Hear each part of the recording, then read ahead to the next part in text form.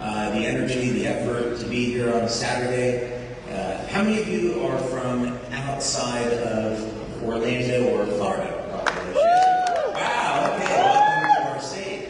It's great to have you here. You could be at Disneyland or SeaWorld or one of those things, but thank you for investing in your future in here today. I once had, at least, you're welcome. That one person over there. I once had the privilege of working with Lieutenant General Teddy Allen. He and I worked on a project together back in 2005, 6, 7, and we were introducing LifeWave technology to the U.S. military for pain relief. And that eventually ended up in LifeWave making donations to the military Purple Heart, so we could provide natural, drug-free pain relief to our veterans who work to protect our country every day. Thank you, Sometimes we don't recognize for that. And myself and David Jumper once had the opportunity to see General Allen speak at a LifeWave event at the Paris Hotel in Las Vegas. And he started off the event by saying, first, I'm going to tell you what I'm going to tell you. Then I'm going to tell you, and then I'm going to tell you what I told you. And that was his formula for making a presentation. So I'm going to start off that way too. And what we're going to do today together, because it's Saturday, we're going to have some fun with this, and we're going to take an exploration behind the origins of life, why that's important for us to understand it, and how this can lead to us having a system for stopping and reversing human aging. So let's say that's the goal. Now, there are a number of really good reasons as to why we want to stop aging. One of those is that if we make every cell in the body young and healthy, it becomes resistant or immune to disease. So the immediate benefit that we get if we put cells into a younger, healthier state is that we decrease the likelihood of getting a disease. Accidents are another thing entirely. We improve the quality of life. We extend our life. We extend our productive life. And we also have an enormous benefit for society. We decrease healthcare costs. Can you imagine what it would be like in any country if we could come up with an effective treatment for all the top killers, heart disease, cancer, diabetes? We could do away with those. We would have all of this, these tens of billions of dollars and more available for other things, like, I don't know, maybe feeding the hungry, taking care of those that are less fortunate. We could do away with those things and improve quality of life. So there's some really good reasons as to why we want to understand the fabric of life. And fortunately, God and nature have provided a number of very good examples for us to follow in terms of species that have managed to defy what we consider to be the aging process. How many of you are using some type of artificial intelligence application like ChatGPT, Grok, okay? Any of you have tried Grok 4? Not Grok 3, because apparently Grok 3 likes Adolf Hitler, but Grok 4, which now is supposed to be give you a response and have the equivalent intelligence of every PhD on the planet. Oh, wow. Okay, so a few of you have tried Grok 4. I decided to put Grok 4 to the test, and when it came out, I thought I would ask it some interesting question in the fields of metallurgy, electrochemistry, chemistry, biology, and mechanical engineering. And I was incredibly impressed with the sophistication and the detail of the answer, along with a number of surprises. Now, Calvin Smith, who is executive director at Answers in Genesis, posed a question to Grok 4, and this was just recently. And he asked Grok 4, what is the scientific understanding for how life came to be? And Grok 4 replied that the scientific consensus was that life formed through abiogenesis. Now, before some of you criticize my pronunciation of abiogenesis, please give me a little bit of leeway because I'm from New Jersey originally and I tend to mispronounce everything. But you get what I'm saying. So abiogenesis is this scientific concept, well, we could say it's a concept. It's a concept that something can come from nothing. So you take various chemicals, you react them with one another, and life emerges. That's the concept of abiogenesis. Never mind how did those chemicals get to be there in the first place and how did matter get to be in our universe in the first place. Put that all off to the side. That's what abiogenesis is. And this concept never really sat well with me because I'm in the drone industry. I'm in the drone industry for 4 years. One of the things that we want to do with LifeWave is to make it a multi-generational company. So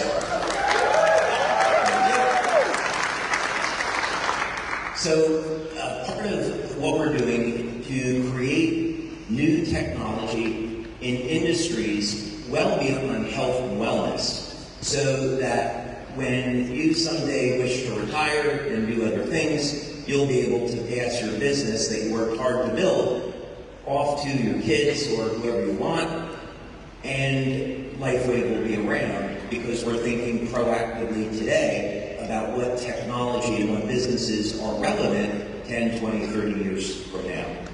So that's part of our plan. And this started just as a concept 4 years ago, but we're at the point today where we're taking 20 of our top leaders from around the world, and they're going to get to see about less than 4 weeks from now our drone production facility in Denmark. Yay! Thank you.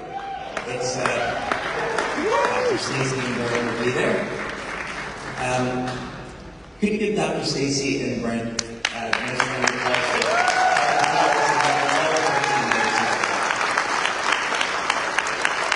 So, by the way, the drone initiative that we have, it's the largest single drone initiative ever in the history of Denmark. It's the largest production facility there, and we'll be able to build as many as 500 aircraft per year out of this facility, which is not a small feat. These aircraft have a 15-foot wingspan. They have very advanced technology on it, such as synthetic aperture radar, night vision, regular cameras, and this is so that we can do operations like search and rescue, delivery of medical goods, and the technology that I invented that we built into this drone allows it to have the highest flight time of any drone of this size or even larger. We can stay in the air well over 30 hours. And for a 15-foot aircraft, that's remarkable. Typically, it would be 8, 12, 16 hours. And we do this, by the way, it's an internal combustion engine of a very unusual design, and it would be considered to be a green technology. So we can put petroleum fuels in this, yet it has 1/5 of the carbon emissions of a regular gasoline engine. Awesome. So we'll be, as we're setting up our drone facility, we'll be setting up the manufacturing on these engines. And in the future, about 5 years from now, you'll be able to connect to your home a power generation system. This is done through network marketing, where you're going to be able to provide and generate 20 kilowatts of energy to completely power your home, do it in a clean, great for the environment, be independent, off the grid, and also put about 5 kilowatts of power left to sell it to the grid.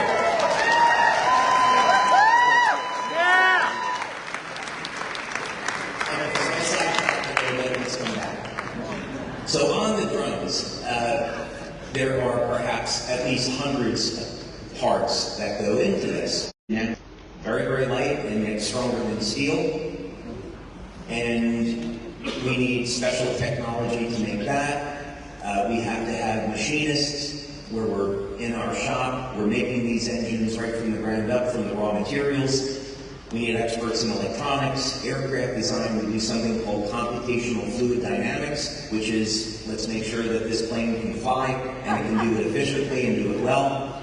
So we need all of these experts in all these different fields to design this aircraft. And it absolutely is trivial and pales to insignificance compared to the grandeur and the glory of God and this world that has been created. So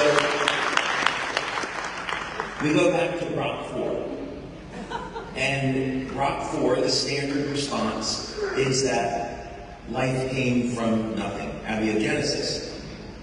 But then Calvin Smith proceeded to ask a few additional questions, such as, what is the probability, using logic, observational science, and statistics, what is the probability that life emerged from nothing?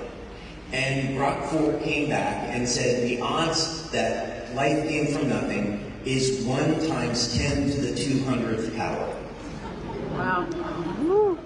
So for those of you that don't understand statistics, I'll use an analogy.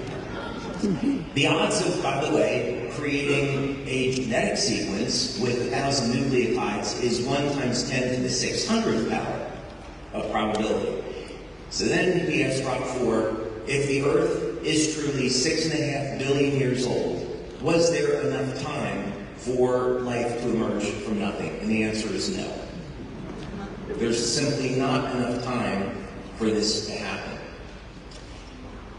So the analogy would be, if you were looking for a specific grain of sand in all the sand on the Earth, and you had to find that on your first shot blindfolded,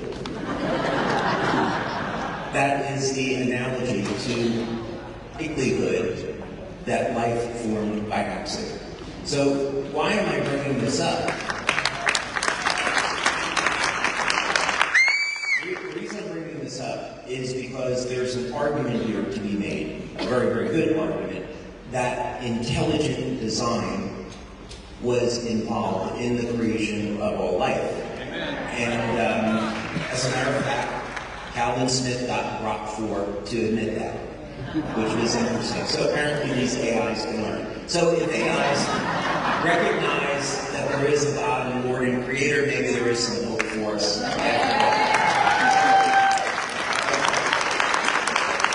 So why am I bringing this all up? It's because we have to have intelligent design behind everything. The automobile that we use to get here today, airplanes that we travel in, computers that we use, cell phones, it all had an intelligence behind it in order to create it. And nature has to follow these same rules, meaning that the enormous complexity of life dictates that there is a biological code, there is a plan behind everything. And if we can understand that plan and that code, then we can achieve things that we haven't before in all disciplines. But let's keep this conversation focused on the moment just on human biology, and let's see if we can understand some of these codes. And the reason this is important is that if we understand the code, then we can create technology based on the code. Let's go back in time a little bit to the early 2000s. It's 2001, and I have produced the first LifeWave patch. I go ahead and set up a company in 2002. It took me several years to figure that out, about how to create a LifeWave patch. And then in 2004, we launched the network marketing company based around LifeWave Energy Enhancer. And the proposition with Energy Enhancer was very, very simple. Let's go ahead and let's have a product where we can turn on fat burning, fatty acid metabolism, beta oxidation. Let's turn on fat burning and do it in a way where we're working with the natural code of the human body. We're going to stimulate the skin with very low levels of light, turn on fat burning, and increase natural aging.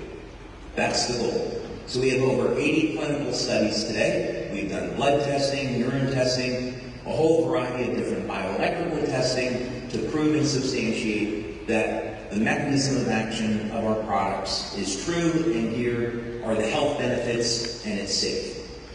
So that's the first product.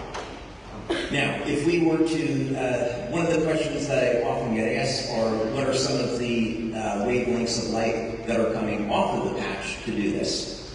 So one of the wavelengths of light is 630 nanometers.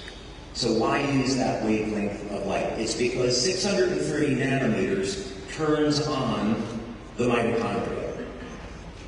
And this is well documented now. There's actually a few different wavelengths of light, 850 nanometer, 630, 660, a variety of wavelengths in the infrared that will turn on energy production in the cell. So this is very useful because if we want a way to improve our metabolism, improve our energy, facilitate detoxification, improve our overall health, we can do it with light. Whether or not it's with a LifeWave patch or with an active device like an infrared lamp or a cold laser or so forth. The question, though, is why does that work in the first place? Why would light, and any specific wavelength of light, have produced any type of result? There has to be some type of mechanism there. And what that would mean is that our bodies were designed to utilize light. Now, it would be scientifically absurd to disagree with this because our eyes process light. So we could just start there. It's very well known that our eyes are going to take in light. It stimulates the optic nerve, goes back to the visual cortex. We can see, and then our brains are capable of processing that information and acting accordingly. So this is obviously very well known. So we can at least agree that our bodies, through the eyes, are designed to process light. Now we can go a step further, and we can go back decades now, 50 years, through the work of Fritz Popp. And we can take cells and put them, it doesn't matter if it's human cells, plants, animals, we can take cells and we can put them in a room that's completely dark. And then we use a device called a photomultiplier tube. And off of those living cells are highly coherent pulses of light. Wow. And these pulses of light come from the DNA. Experiments that we did in our lab actually show that this light emerges from the vacuum. The light comes from the hydrogen bonds that hold DNA together. Something comes from nothing. Third-party research. I once met and worked with a physicist from Georgia Tech in the 90s. And he told me about an experiment that Georgia Tech did, which is fascinating. They took a vacuum chamber and they used a device called a mass spectrometer. And they observed atoms of hydrogen spontaneously appearing in the vacuum. Wow. Something was coming from nothing.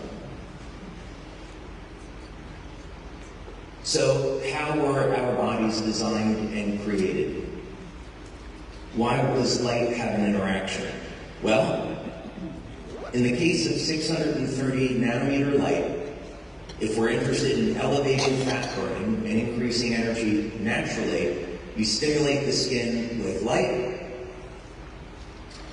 This will interact with something called a chromophore in the human body, meaning there is a biochemical that is capable of absorbing or processing light, and in this case, it's called cytochrome C oxidase, which is a copper-containing nutrient.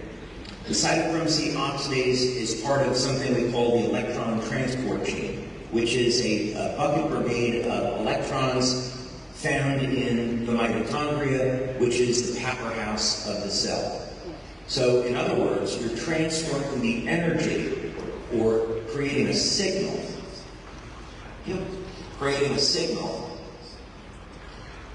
to increase energy production in the cell through this very complex mechanism. So we stimulate the skin with light, it elevates production of cytochrome C oxidase, this transfers electrons over to the Krebs cycle, and these additional electrons are used to make additional ATP, and that energy comes from the metabolism of fatty acids.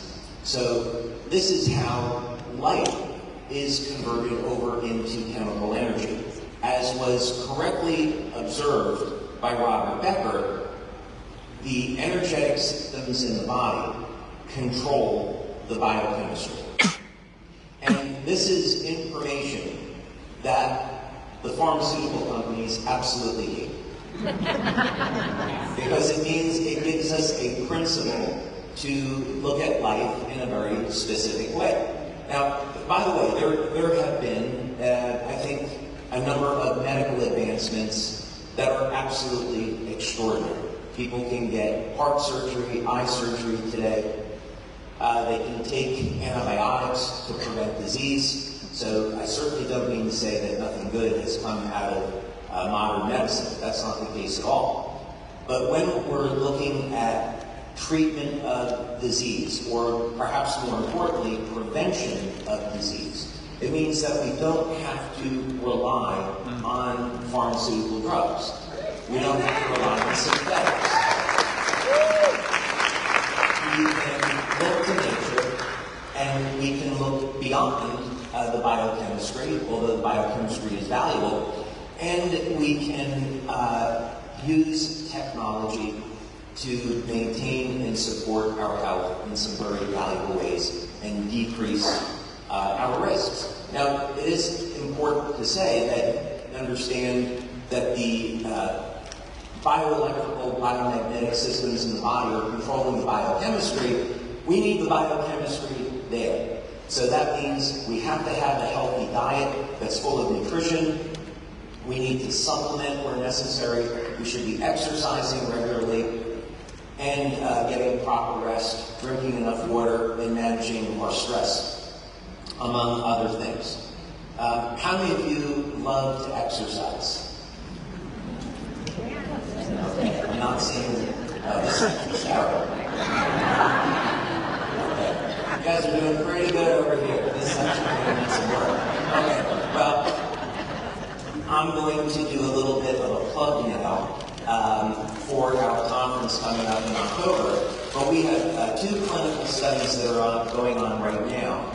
And for those of you that don't like to exercise, maybe didn't exercise in a while, our first clinical study is on how to perform 50 seconds of resistance training per week and still have enough signal to gain muscle and reduce body fat. So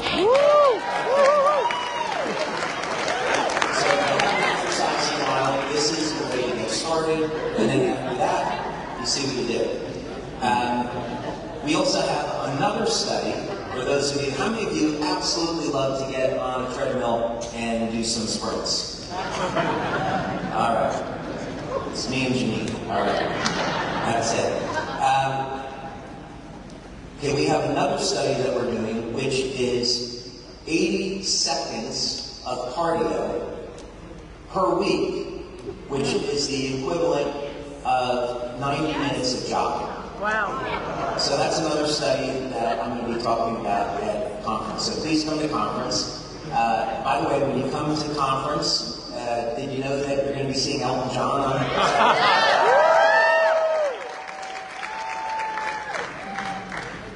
since it's a Saturday and you're all out here on a beautiful sunny day, I will tell you that Elton is not the only one that's performing that week. We have a lot of other surprises in store. We got to hold something back, right?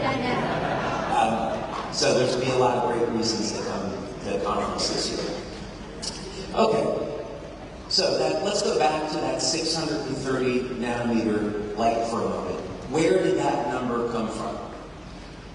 My father is a musician and music teacher.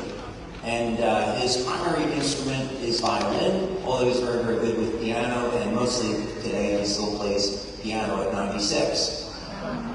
And so I grew up with a piano in the house. I've always loved music, and I started to play piano when I was a teenager, and then through my late teens and 20s, as I got into college, I had a couple of bands, and it was a lot of fun.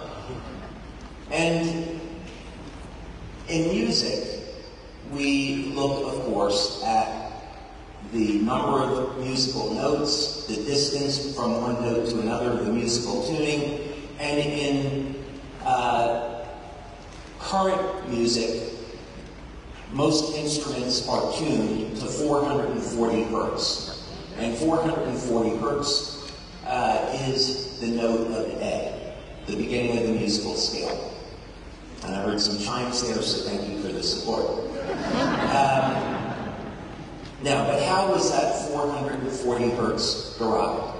Music is an equivalent for mathematics. So let's see if we can come up with a musical scale that is equivalent to 440 hertz, or let's see if we can find what the true number would be. And to do that, we create a grid. So you could do this in an Excel spreadsheet, for example. And what you do is you take the number 2 and you go down on a vertical axis, or up if you prefer.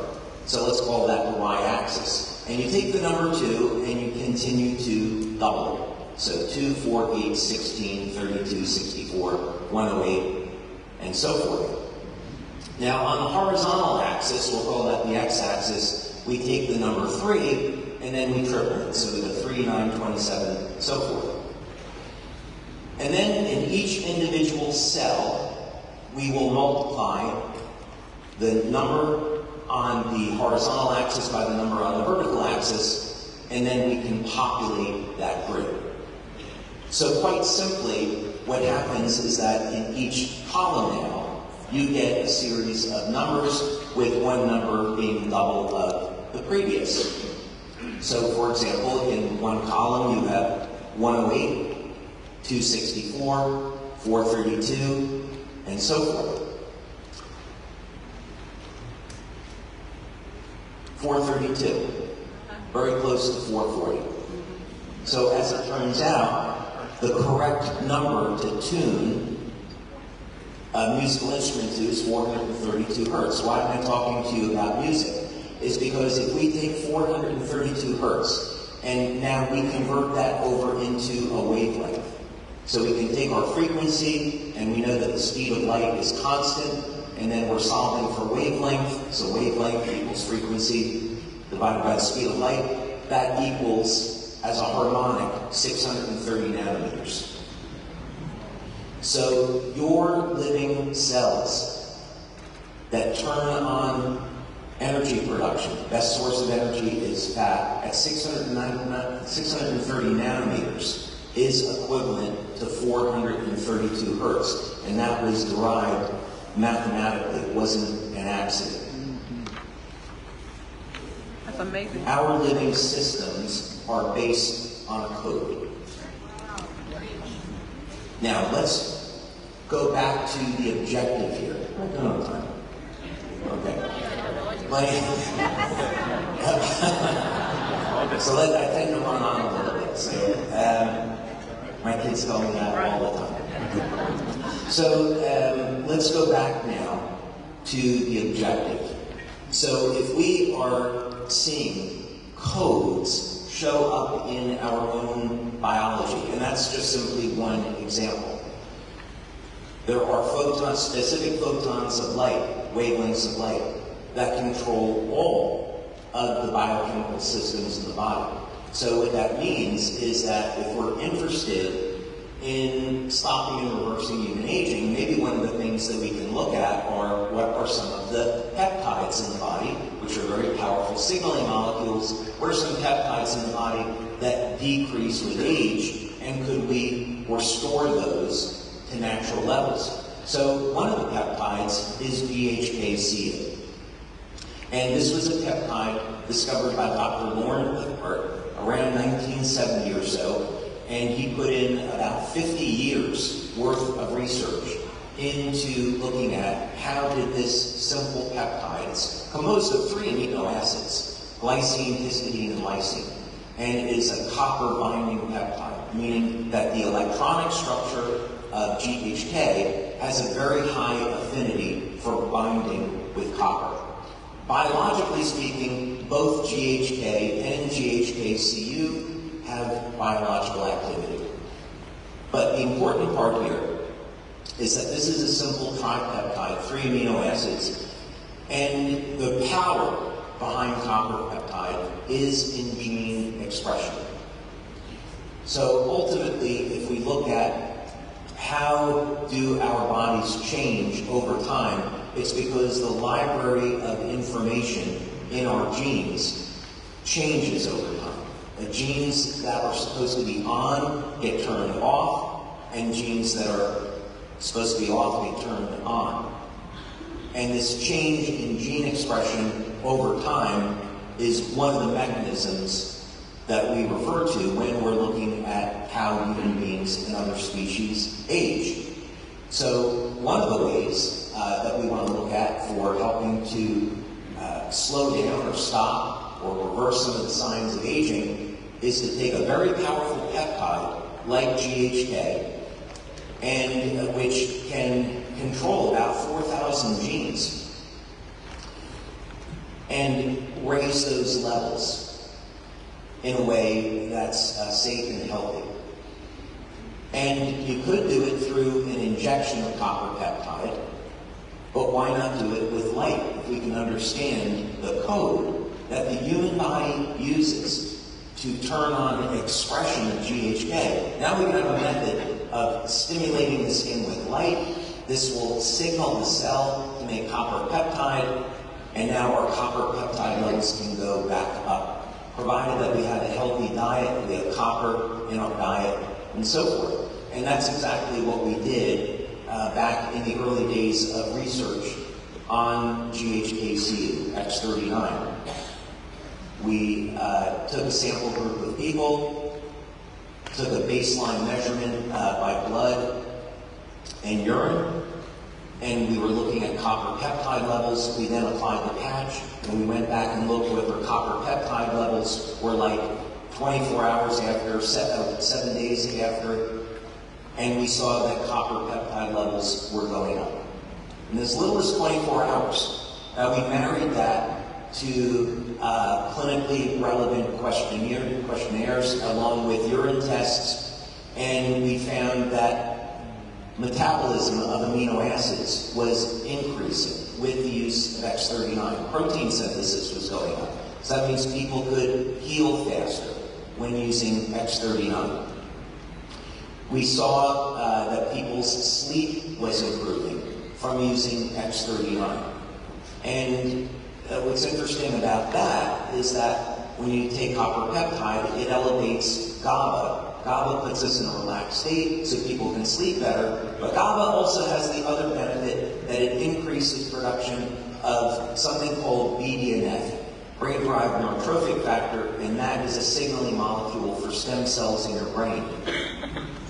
So we hired a researcher to look at people's brains, people that were over the age of 60, and in as little as 3 weeks, the coherence of the brain, the efficiency with which information is transferred from one region of the brain to the other was improving. as little as 3 weeks of using X39, and this was all done with light.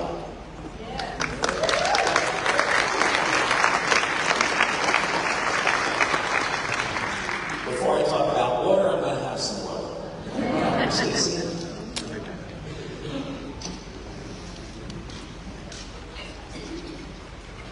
Okay. So let's dive into this code a little bit more.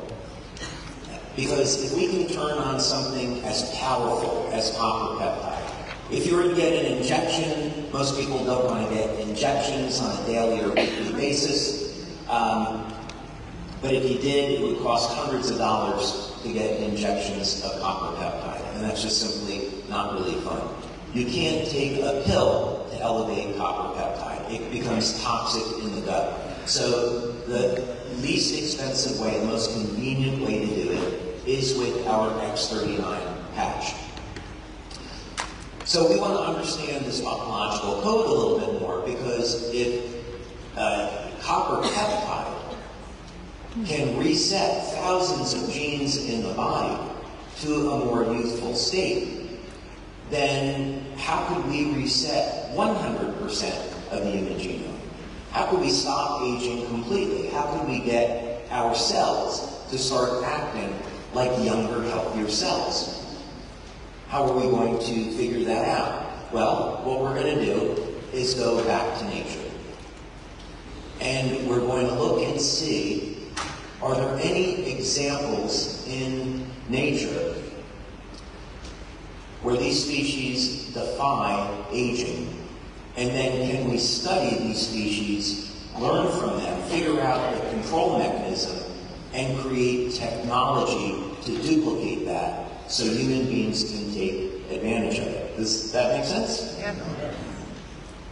Do people agree that makes sense? Yeah. Okay. I see you agree. Okay, good. All right, so what do? Well, we start to identify that, as extraordinary as it seems, there are species on this planet that are functionally immortal, meaning that they don't age. So we could take the humble planaria, which is a very small flatworm, and you probably experimented with these in high school biology. And you take a planaria which has a triangular head, you cut it in half, and you'll see in 17 days that the planaria grows a new tail. The tail, by the way, doesn't die. The tail grows another head. That's a pretty neat trick.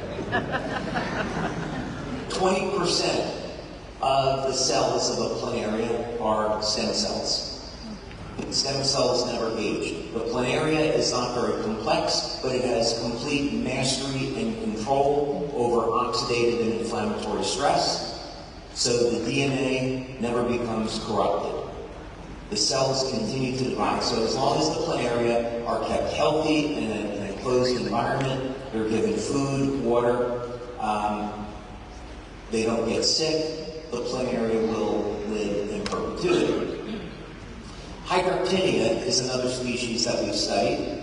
This is also a creature that's found in the sea. They have multiple tentacles, and one of the studies that we did was to cut the tentacles off of the Hyperactinia, put a dye into them so we could monitor the stem cells. And then we used a technology that I invented called the double helix conductor to accelerate the growth rate of those tentacles and completely regenerate them. Wow.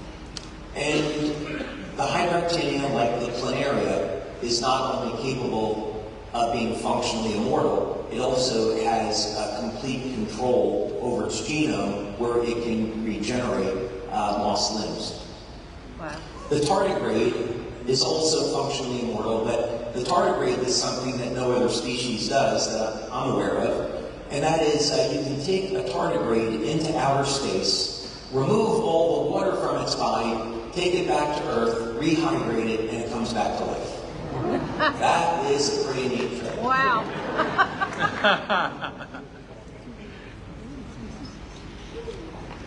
What about the glass sea sponge? Anyone want to take a guess at how long the glass sea sponge lives?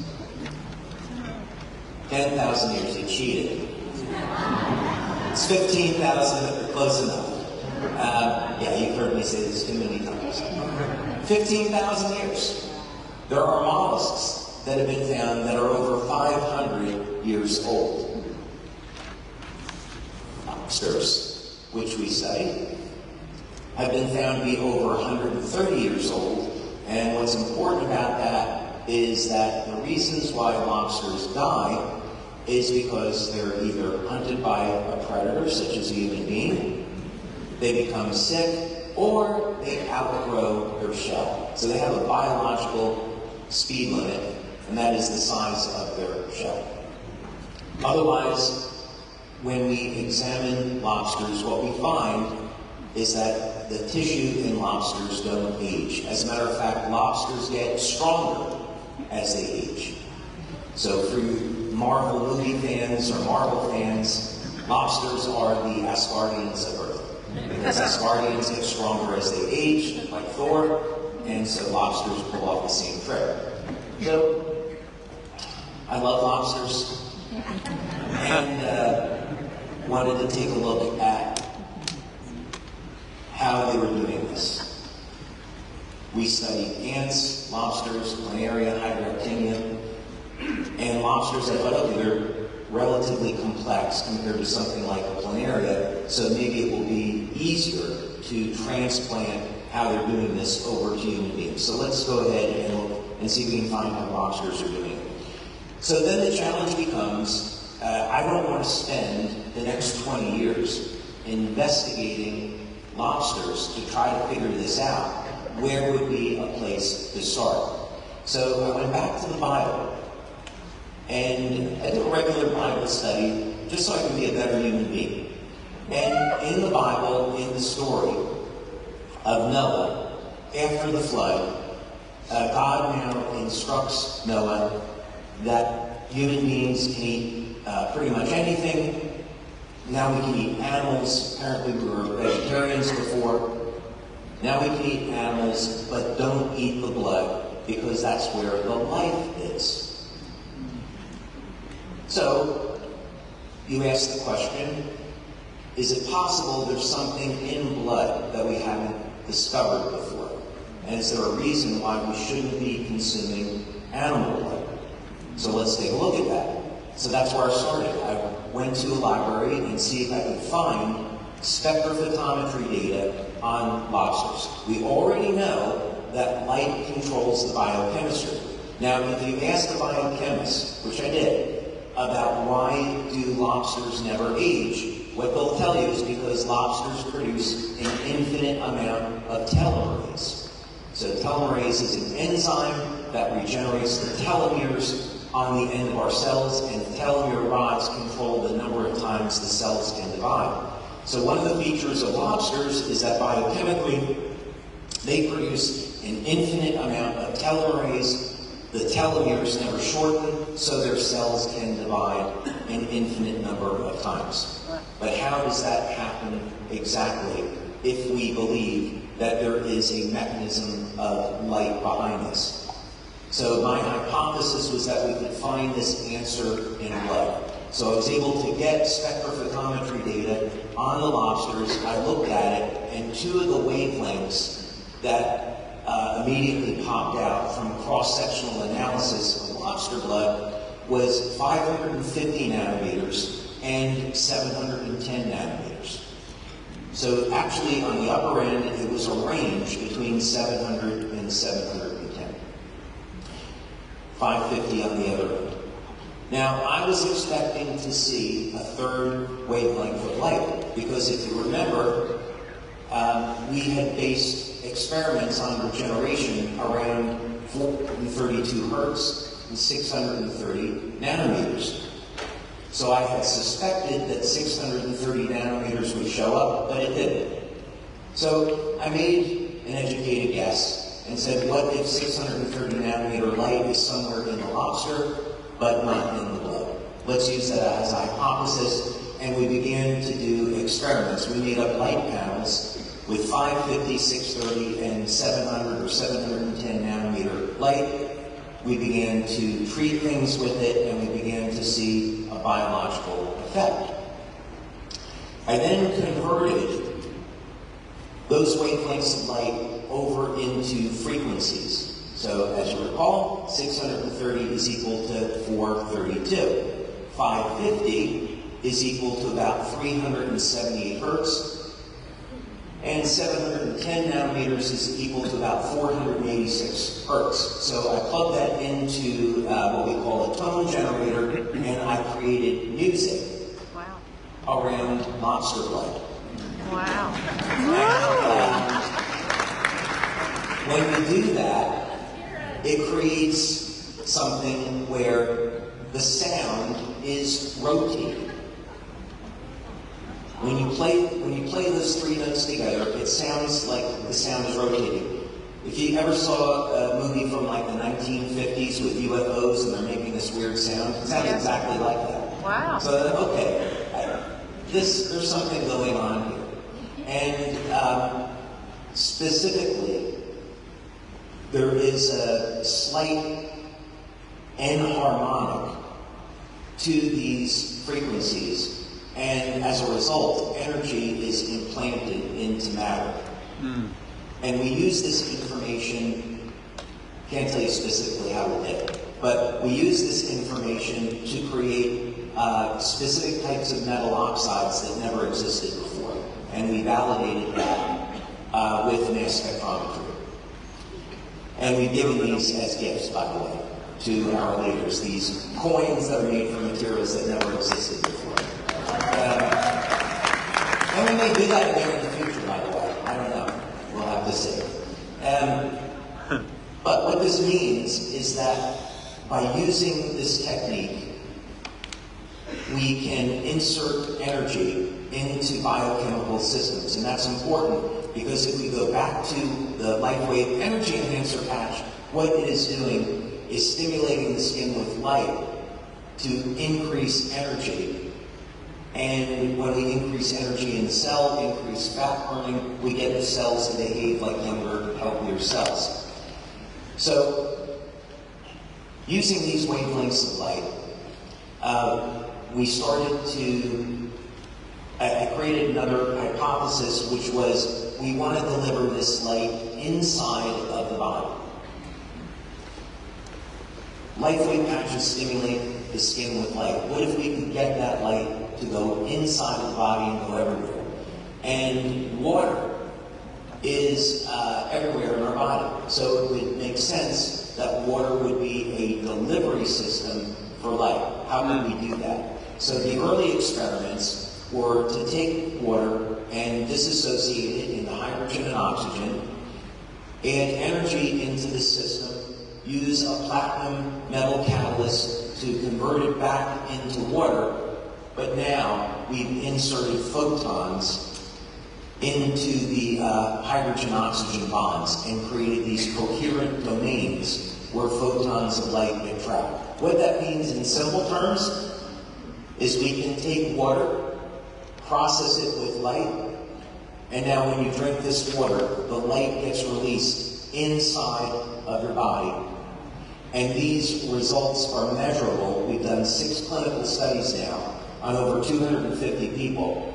100% of the people tested experienced a change in their blood, urine, and bioelectrical readings. The slowest we ever saw a change occur was 2 minutes, and the average response time is 15 seconds. Wow.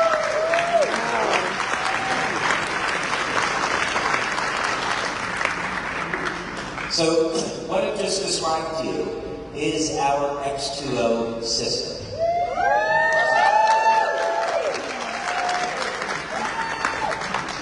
You take regular water, it could be tap water or filtered water or distilled water or spring water. You put it into X2O, it'll go through 2 separate stages of filtration. Then it will go into processing tanks, get treated with specific wavelengths of light, And then after 45 minutes, you've got a 16-ounce glass of light-infused water that you drink. Light goes through your body. If you are doing this, drinking this alone in a quiet space, sitting comfortably, you can feel an increase in your circulation. You'll feel a sensation in your forehead and increased mental clarity and awareness. And that will, depending on the individual, that will last for about 3 to 5 hours or so. Okay, one last comment on X2O.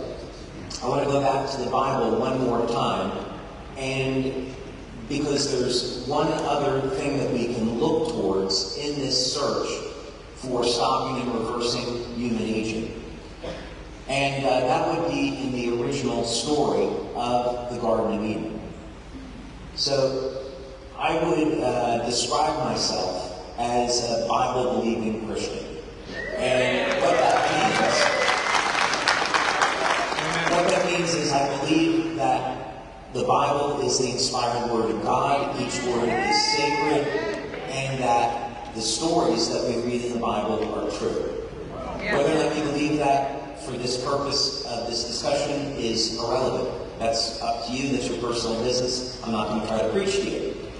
But what I find interesting is that if we go to the story of the Tree of Life, the Tree of Life is supposed to grant immortality, because God very clearly says, we better not let them eat from the Tree of Life, otherwise they're going to live forever like us. So, you go to the Tree of Life story. It was written in Hebrew, and you convert the Hebrew over to numbers. So Hebrew and Greek are interesting in that each letter equates to a number. So words have numerical values. So if we do this with the story of the Tree of Life, and we have by the way, we have a documentary coming out on this.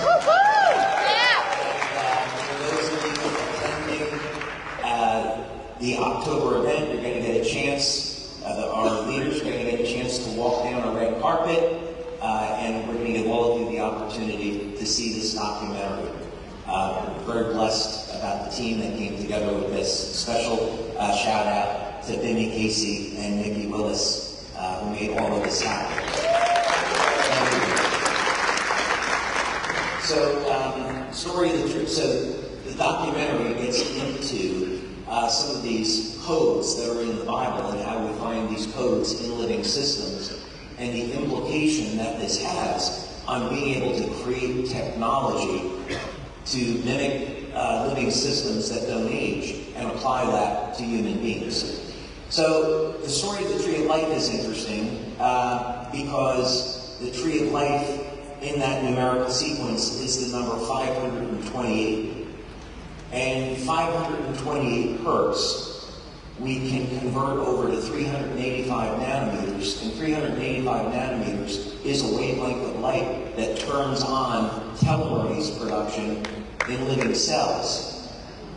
So, in the book of Genesis, when we're told the Tree of Life can provide immortality, there was literally an instruction there in a code of how to use energy to turn on telomerase production, to lengthen the rods of the telomeres, to get cells to divide an infinite number of times, preventing aging. That information is in the Holy Bible, and there was no way to know that because you would need a spectrophotometer to do that, and that technology has only been available 70 years. So Moses didn't get a lobster and put it into a piece of electronic equipment and said, oh wow, this is really cool. Lobsters have 550 and 385 nanometer light. Let's go ahead and try to figure out how to create a word in Hebrew that has the numerical equivalent of telomerase, right? I'm pretty sure that didn't happen. So this means that we can take enormous comfort in this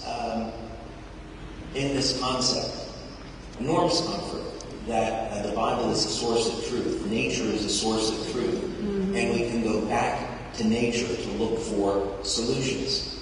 Now, I'm going to give you two practical solutions before I'm going to talk about Southergize here in just a moment, because I promised Dr. Stacy I would do that.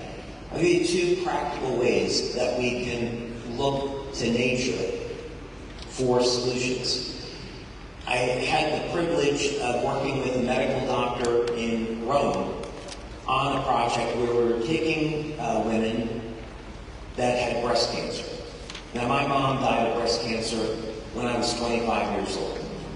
And so this is something that has been very close to me, and I would like to find ways that we could help women that are in this predicament.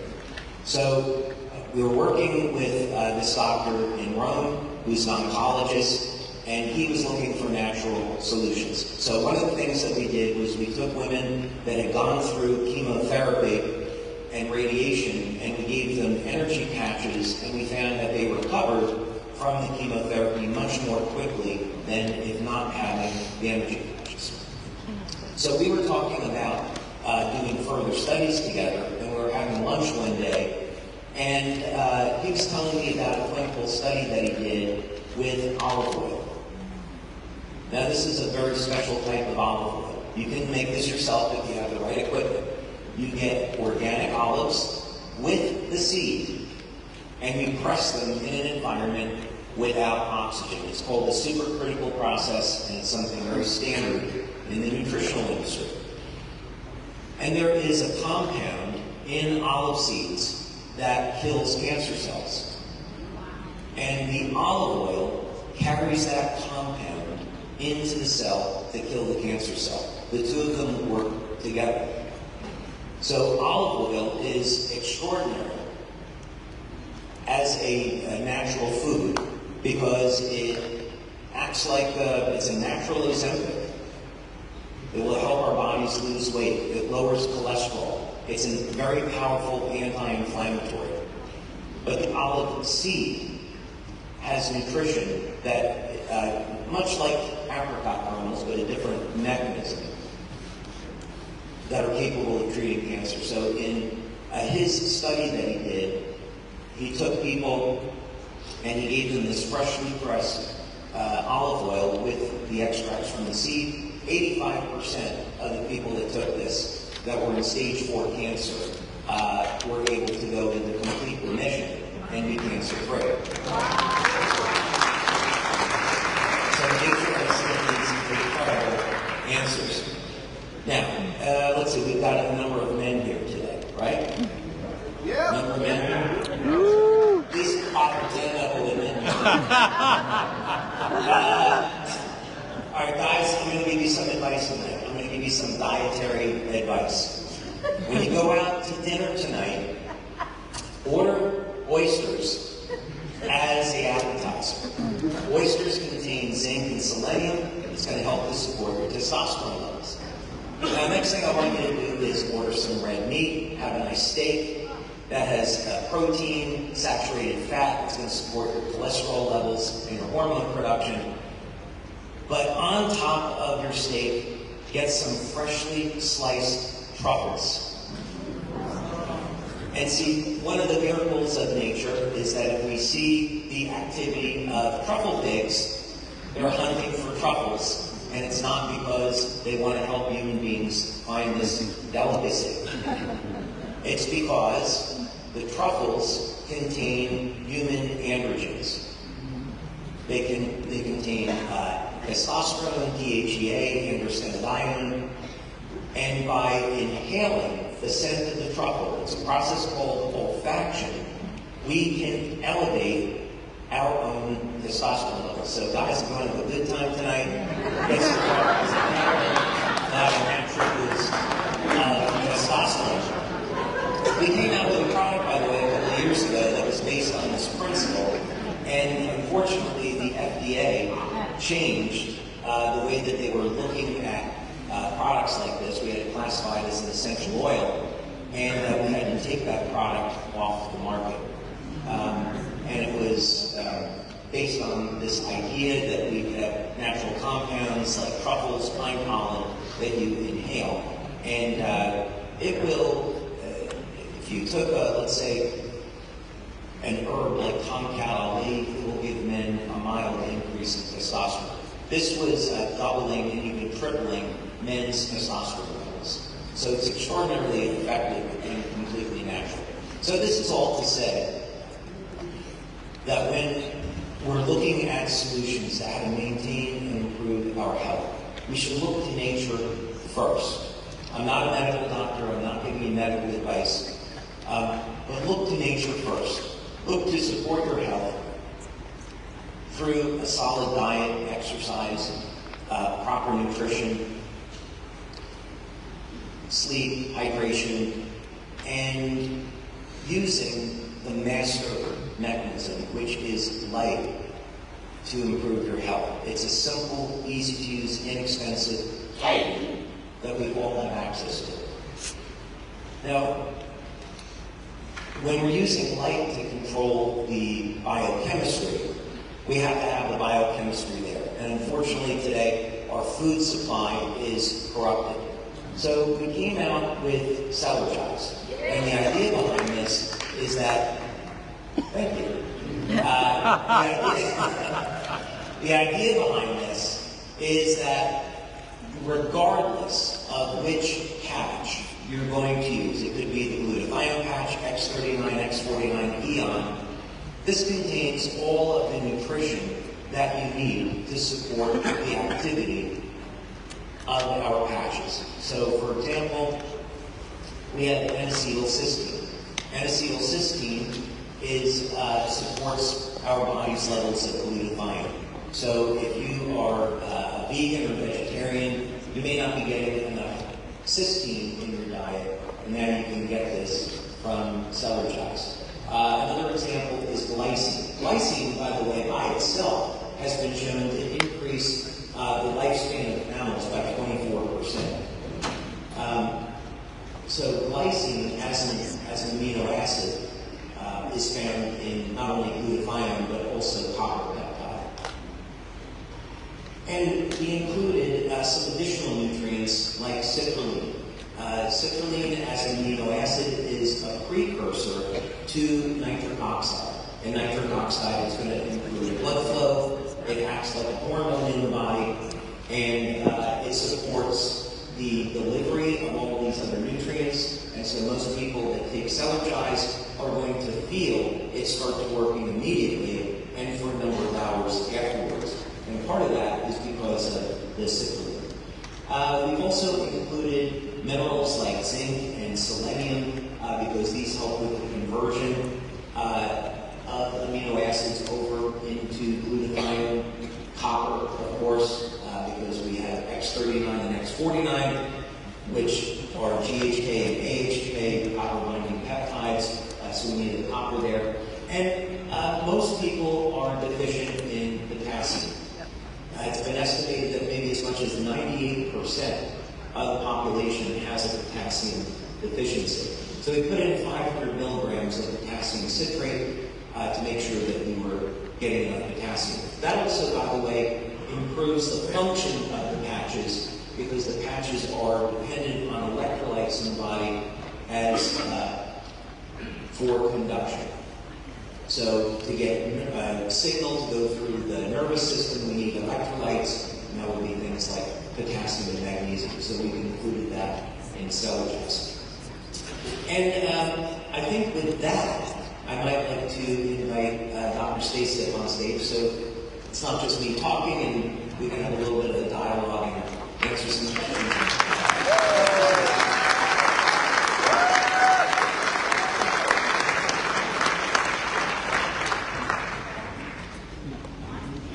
Yep, right, wonderful. Wow, what do you guys think of that? You got the little mind blown emoji? Anybody have that go off? Yep. Little mind blown emoji? Thank you, David, for all of that. Thank you so much. I was asking earlier how many people experienced changes from the X39, and of course, everyone ended up standing up at some point in time for the different things. So thank you for inventing this technology. Yes. So I just have 385 questions for you.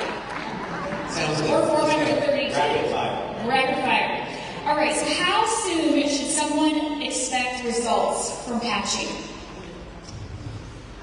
We did a study with Dr. Pierre Volkmann at General de Santé Hospital in Lyon, France.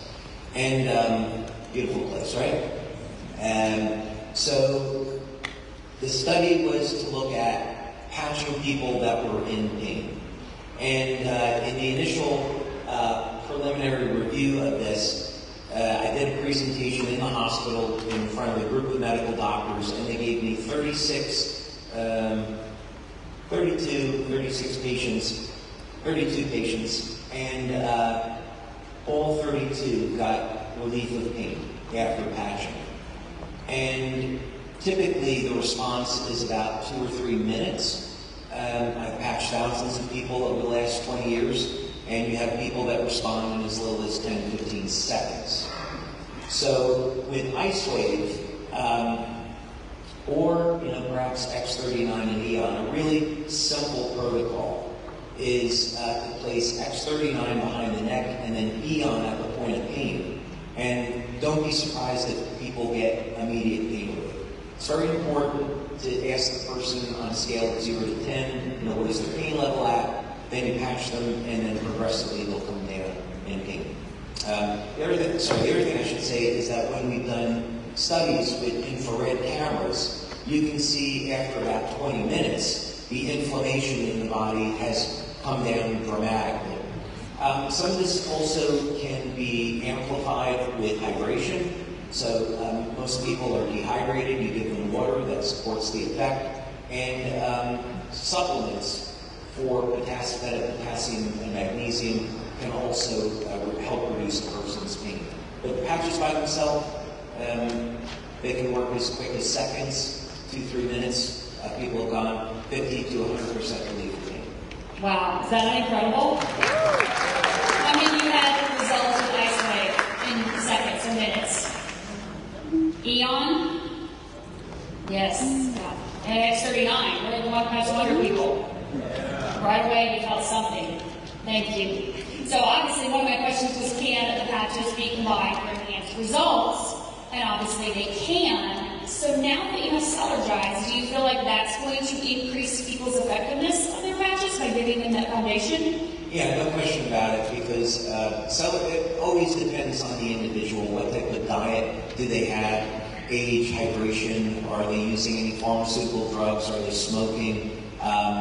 Do they exercise regularly? What's the quality of sleep? All of these things are contributing factors. So it's really important to continually do an evaluation and say, what are some of the areas that I can improve my life? How is my diet really?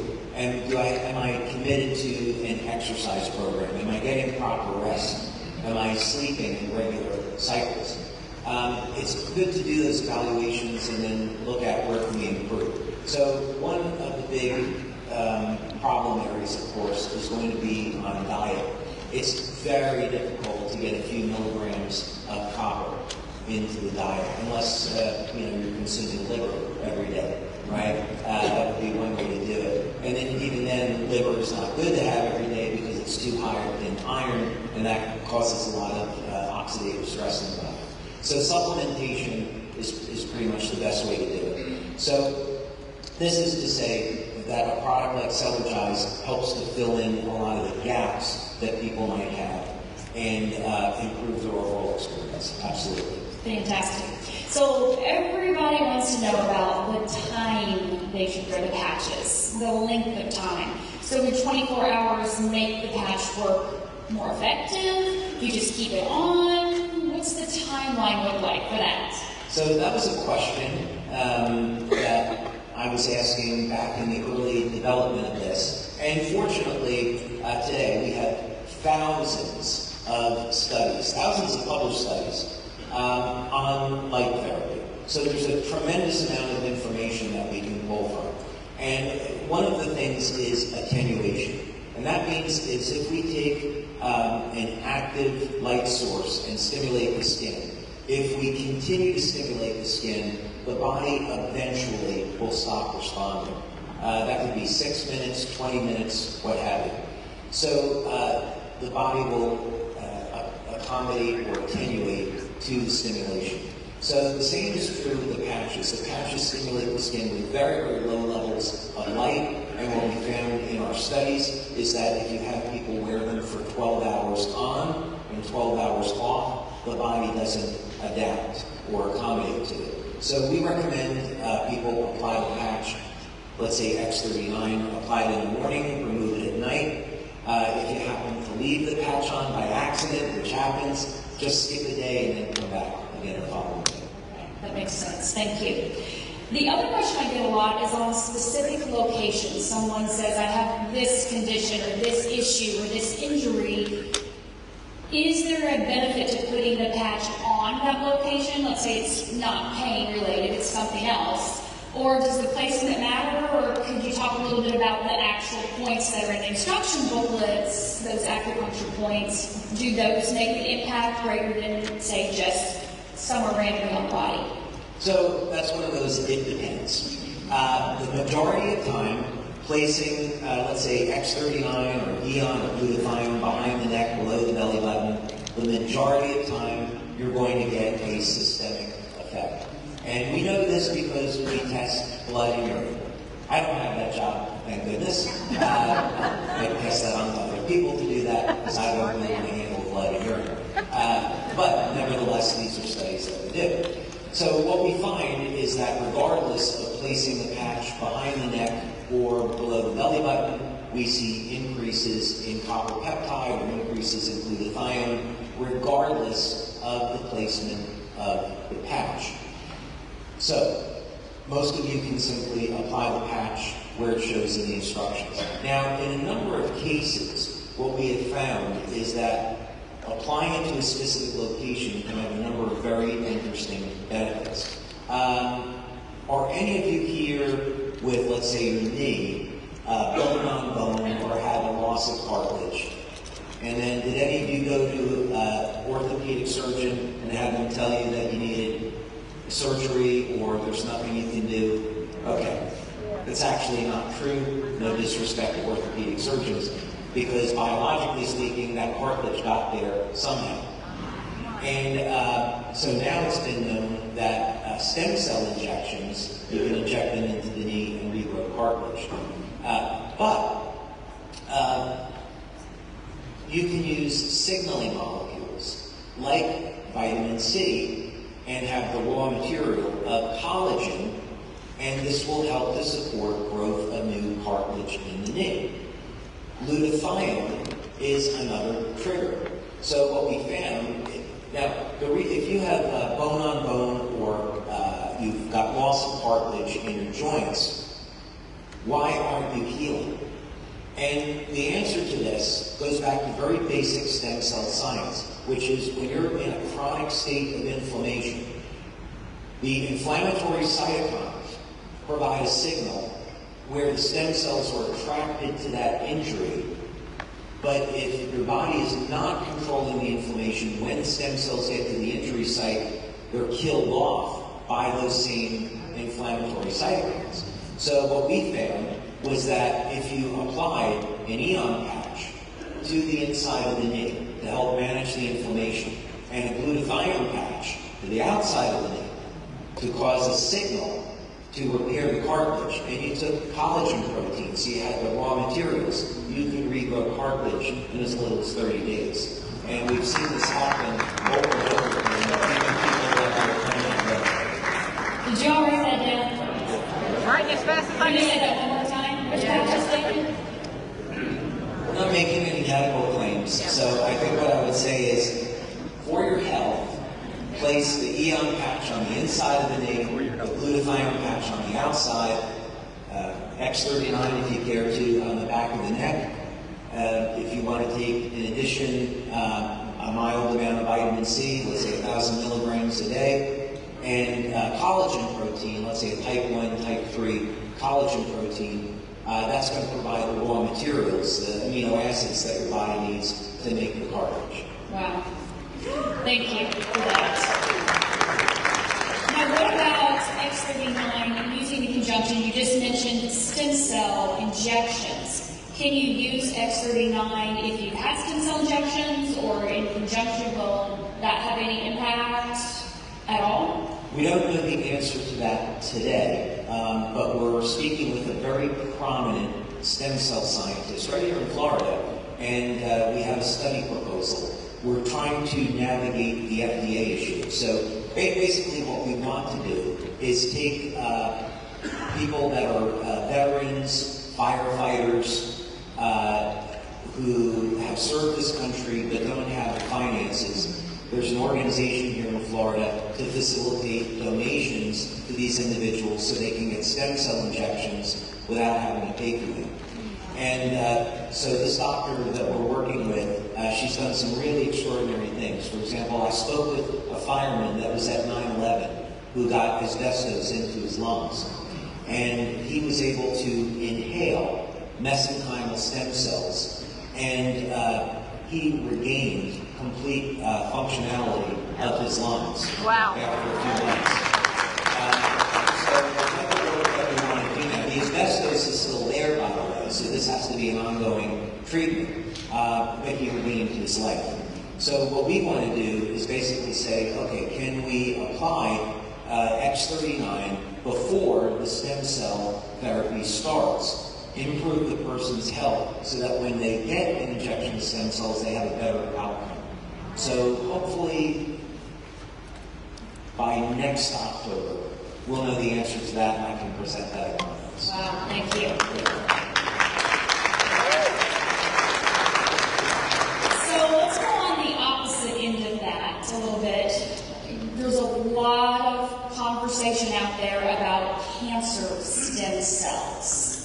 And so people are concerned if I'm injecting stem cells or if I'm activating my stem cells, is there a concern of activating cancer stem cells? Yeah, let's talk about that. So cancer cells, what do? They produce an infinite amount of telomeres. So cancer cells are functionally immortal. When cancer cells divide, their telomeres don't shorten, and they continue to replicate, of course, in an uncontrolled fashion, which is what becomes dangerous. But where did the cancer cell come from in the first place? It was mutated from a stem cell. But if it were the stem cells that were a problem, then 100% of the population would die of cancer very early on in life, when the stem cells are the most viable. So that's not what's happening at all. There is some type of foreign chemical, or it could be radiation, that is affecting the DNA of the stem cell and mutating it into a cancer cell. And this is a accepted concept in biology. I first saw this at Stanford School of Medicine, Stanford University School of Medicine. So this is a definition as to where cancer originates from. So what's important about that is that now if we know that there is a foreign chemical or radiation that's responsible for causing the cancer to start in the first place, then treatment of cancer becomes very obvious, because it means we have to get that toxin out of the body. That has to be foundational. And in Western medicine, we simply add more toxins into the body, and it doesn't make any kind of sense. Yeah. So there's no way that elevating a peptide, say as that tripeptide that you mentioned earlier, could activate cancer stem cells. Dr. Lauren Picard's work showed that that would not happen. The other way to look at this, and actually he was using copper peptide injections to treat cancer. But if you look at this logically, what we would say is that when we're in our 20s, 30s, that's the highest that our copper peptide levels get, and then they decline with age. So what happens most of the time, people are young and healthy, and as they get to be 50, 60, 70, that's when the incidence of cancer goes up, and that's when the copper peptide levels are low. So it's actually the opposite. When our copper peptide levels are high, everything in the body works better. We can also use a similar argument for prostate cancer. So it's It's said in conventional medicine that prostate cancer is associated with testosterone. And I find that to be absurd because men's levels of testosterone are low.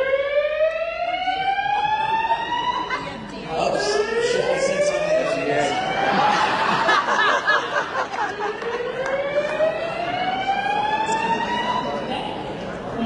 to find out what that is? There's a fire recorded in the building. Please proceed to the nearest exit and leave the building. Don't worry. Is that real? Let's see. Where are hotel people here?